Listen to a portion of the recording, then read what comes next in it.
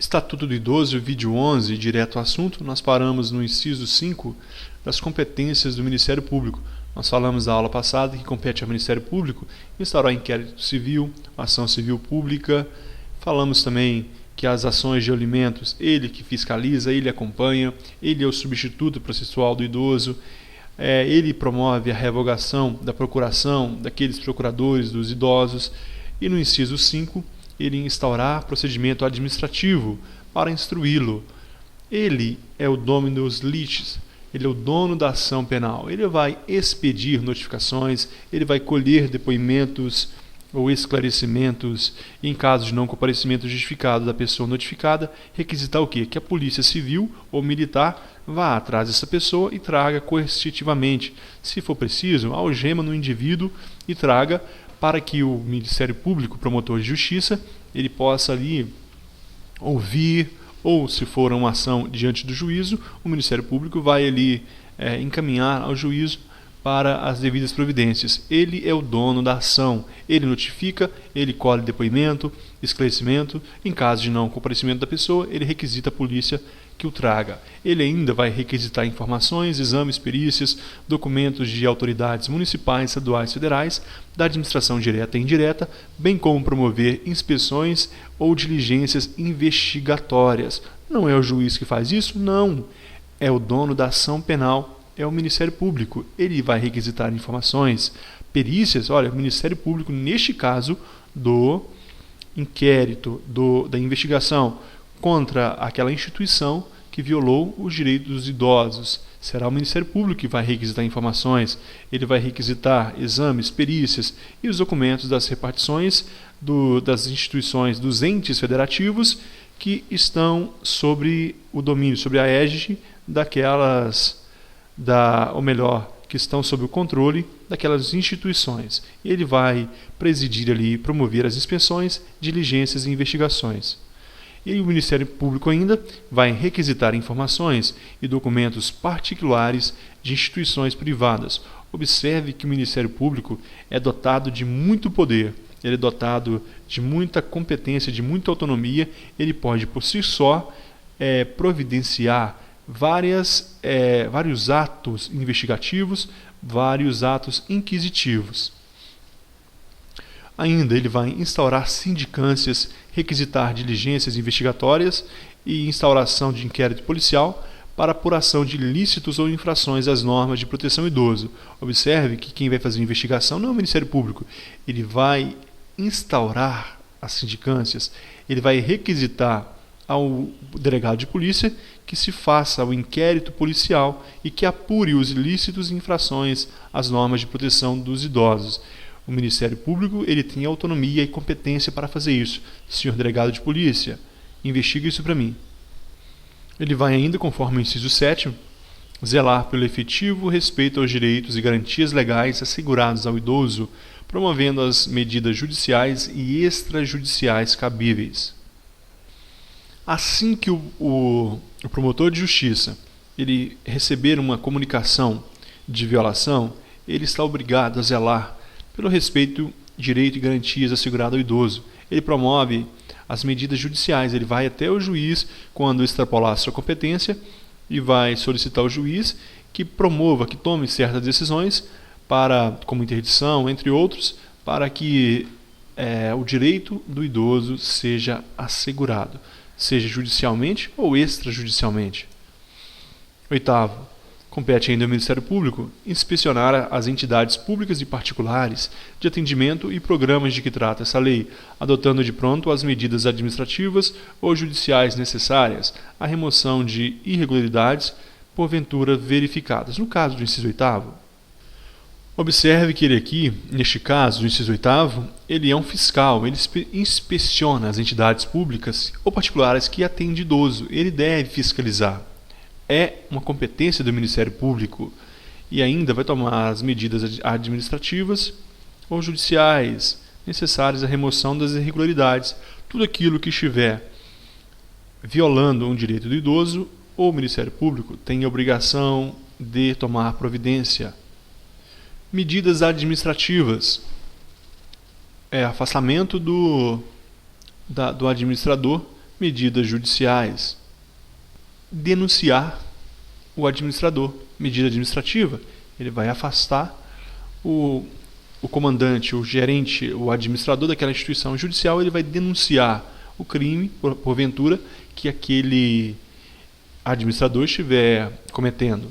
9. Requisitar força policial, bem como a colaboração dos serviços de saúde, educacionais e de assistência social públicos para o desempenho de suas atribuições. No caso do inciso 9, ele diz que o Ministério Público não trabalha sozinho, então ele requisita a força policial para suas diligências, ele pede ajuda ao serviço de saúde, aos serviços educacionais, assistências sociais, aos serviços públicos para o desempenho de suas atribuições. Então, todas as atribuições do Ministério Público ele não faz sozinho, porque, como nós podemos observar aqui, observamos lá desde o início das competências do Ministério Público. Quando diz instaurar o inquérito civil e ação civil pública, tranquilo. Promover e acompanhar ações de alimentos, também. Mas vamos outro, atuar como substituto processual, promover a revogação do instrumento procuratório do idoso. Como que ele vai saber que está ocorrendo as violações? É necessário que os órgãos de saúde, que os órgãos educacionais, municipais, todos eles possam comunicar. Por isso que, para que ele possa zelar pelo efetivo, para que ele possa inspecionar, é necessário que alguém o comunique. Então ele vai pedir a colaboração dos serviços de saúde, serviços educacionais, serviços de assistência sociais, serviços públicos para o desenvolvimento de suas atribuições. Ele precisa ser comunicado, ele precisa estar a par de tudo o que acontece. São inúmeras instituições, são inúmeras competências, são inúmeras atribuições. Então todos esses serviços públicos vão colaborar para o desempenho de suas atribuições. É ainda a competência do Ministério Público referendar transações envolvendo interesses e direitos dos idosos previstos nessa lei. Portanto, sempre que estiver na Justiça, por exemplo, algo sobre idoso referente à habitação, vestuário, comida, procurador, tudo isso, toda transação referente então ao idoso deve ter a anuência do Ministério Público. O Ministério Público deve assinar, ele deve referendar tudo aquilo que envolver os direitos dos idosos previstos nessa lei. Parágrafo 1º. A legitimação do Ministério Público para ações civis previstas nesse artigo não impede de terceiros nas mesmas hipóteses segundo dispuser em lei. Portanto, o Ministério Público ele é legitimado para propor ação civil pública, conforme a lei que criou a ação civil pública. Só que ele não é o único. Nós temos que os entes federativos podem, nós temos que as associações constituídas há mais de um ano podem. Portanto, se uma associação quiser propor uma ação civil pública, ela pode. É isso que está dizendo aqui. A legitimação do Ministério Público para as ações previstas nesse artigo não impede terceiros. Então, terceiros podem, desde que seja um dos terceiros previstos na lei. Então, as associações, por exemplo, podem propor uma ação civil pública para garantir, defender direitos dos idosos. Parágrafo 2º. As atribuições constantes desse artigo não excluem outras, desde que compatíveis com a finalidade e atribuições do Ministério Público. Portanto, como eu falei mais de uma vez, se eu não me engano, uma vez eu lembro que eu falei, essas funções, atribuições do Ministério Público constantes nessa lei são exemplificativas. Outras atribuições que forem semelhantes, que forem análogas à finalidade trazida por essa lei, podem ser atribuídas, podem ser competência do Ministério Público. Parágrafo 3º. O representante do Ministério Público, no exercício de suas funções, terá livre acesso a toda a entidade de atendimento ao idoso. Guarde isso. O Ministério Público, que o promotor de justiça que for um religioso, ele quer entrar de qualquer forma numa instituição de proteção ao idoso para visitar como religioso, ele poderá? Não, não é bem assim. Existem regras. Tem o dia certo, tem o cadastro das instituições. Agora, ele, no exercício de suas funções, ele está lá de terno e gravata, e quer visitar, ele, como promotor de justiça, ele terá o livre acesso a toda entidade de atendimento ao idoso, no exercício de suas funções. Se cair em prova dizer que o representante do Ministério Público, a todo momento, em qualquer situação, tem livre acesso a toda entidade de atendimento ao idoso, isso estará errado na hora da sua prova. Ainda do Ministério Público, artigo 75. Nos processos e procedimentos em que não for parte, atuará obrigatoriamente o Ministério Público na defesa dos direitos e interesses de que cuida essa lei, hipóteses em que terá vista dos autos depois das partes, podendo juntar documentos, requerer diligências e produção de outras provas, usando os recursos cabíveis. O que isso quer dizer? O Ministério Público, obrigatoriamente, ele estará envolvido nestes processos em que se discuta o direito dos idosos. Ele pode ser parte, ele pode ter denunciado aquela falha, aquela irregularidade. Agora, pode ter sido um terceiro foi até o juiz e denunciou ali, foi lá, prestou uma queixa, foi até o juiz e prestou uma queixa de uma violação contra o idoso. Neste caso, o Ministério Público não será parte. O Ministério Público, ele vai ser aqui um fiscal da lei, ele vai estar ali acompanhando o processo. Ou ainda, um outro caso, imagina que são um pai está... alguém está entrando na justiça contra um idoso, discutindo direitos.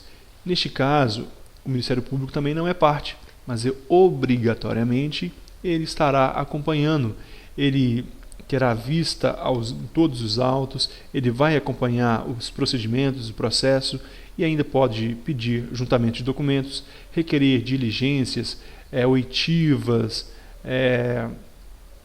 busca, apreensão, entre outros, produção de provas, usando os recursos que ele tem. Artigo 76. A intimação do Ministério Público, em qualquer caso, será feita pessoalmente. Guarde isso para a prova. As partes, em muitos casos, podem ser citadas por edital, pode ser num órgão oficial, pode ser um jornal de grande circulação, mas o Ministério Público, neste caso, ele é intimado pessoalmente. O oficial de justiça vai até a casa ou na repartição onde trabalha o promotor de justiça e vai pessoalmente ali o intimar. E o artigo 77 é um dos mais importantes para a nossa prova aqui. A falta de intervenção do Ministério Público acarreta nulidade no feito, que será declarado de ofício pelo juiz ou a requerimento de qualquer interessado. Um juiz decidiu sem a presença do Ministério Público. É nulo. Guarde isso para a sua prova. Está nulo aquele fato, porque é obrigatório a intervenção do Ministério Público nas ações que acarretam interesses dos idosos. Portanto, a falta da presença do Ministério Público torna nula aquele feito. Da proteção judicial dos interesses difusos, coletivos e individuais, indisponíveis ou homogêneos. Artigo 78. As manifestações processuais do representante do Ministério Público deverão ser fundamentadas. Portanto, todos os atos processuais do promotor de justiça que age num determinado caso deve ser fundamentado. Por que eu tomei essa decisão? Porque eu tomei a decisão administrativa de afastar o diretor daquela instituição. Por que eu tomei a decisão judicial de denunciar aquele diretor? Então, tudo deve ser fundamentado. O porquê de cada ato, a fundamentação. 79. Rege-se pelas disposições dessa lei as ações de responsabilidade por ofensa aos direitos assegurados ao idoso, referentes à omissão ou oferecimento insatisfatório de, primeiro caso, acesso às ações e serviços de saúde. Neste caso aqui do 79, nós vamos entender que estamos falando de omissão ou oferecimento insatisfatório.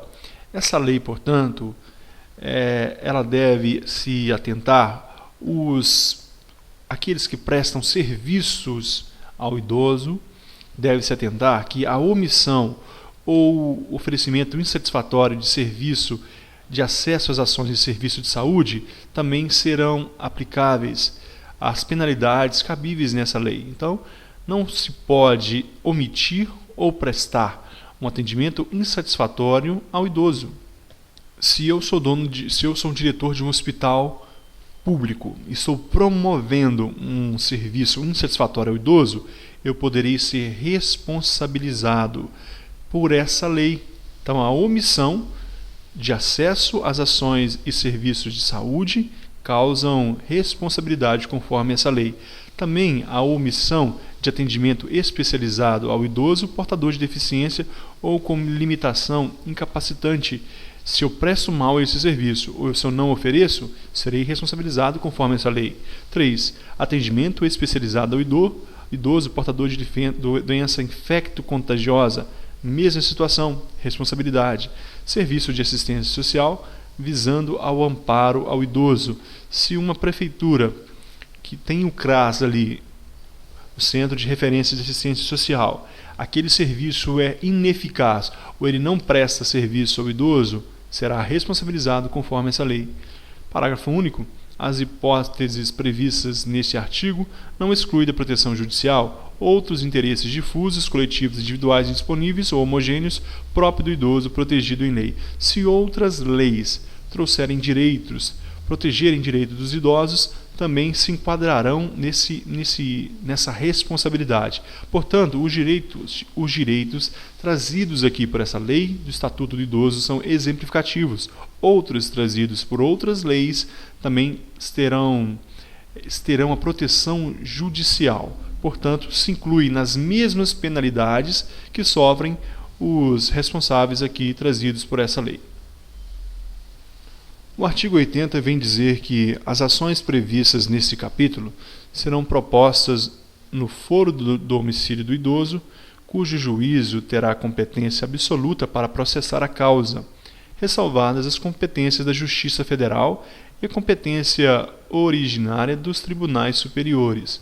Pessoal, o que é isso aqui? É o princípio do juiz natural. Quem tem a competência para julgar as ações previstas neste capítulo?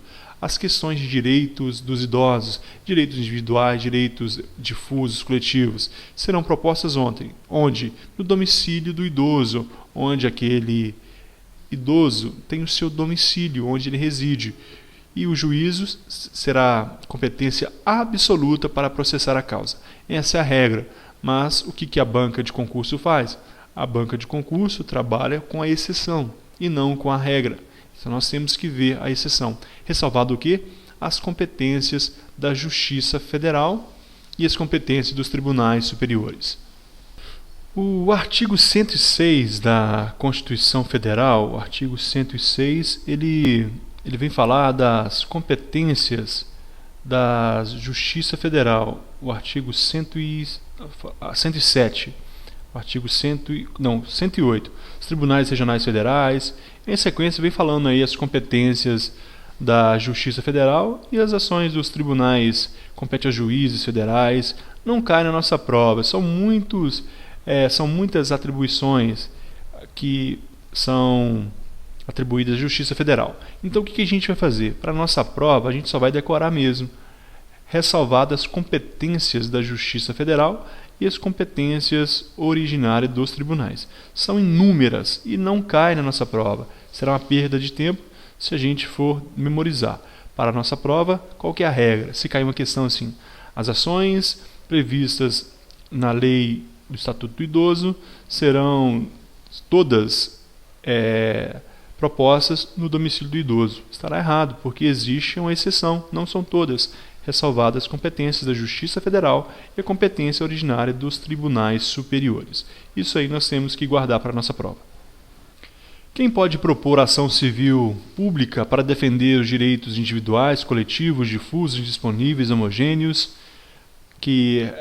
para defender, no caso, os direitos dos idosos? Ministério Público, União, os Estados, Distrito Federal, os municípios, a OAB, a Ordem dos Advogados do Brasil, associações legalmente constituídas há pelo menos um ano e que inclua entre os fins institucionais a defesa dos interesses e direitos da pessoa idosa, dispensada a autorização da Assembleia se houver prévia autorização estatutária.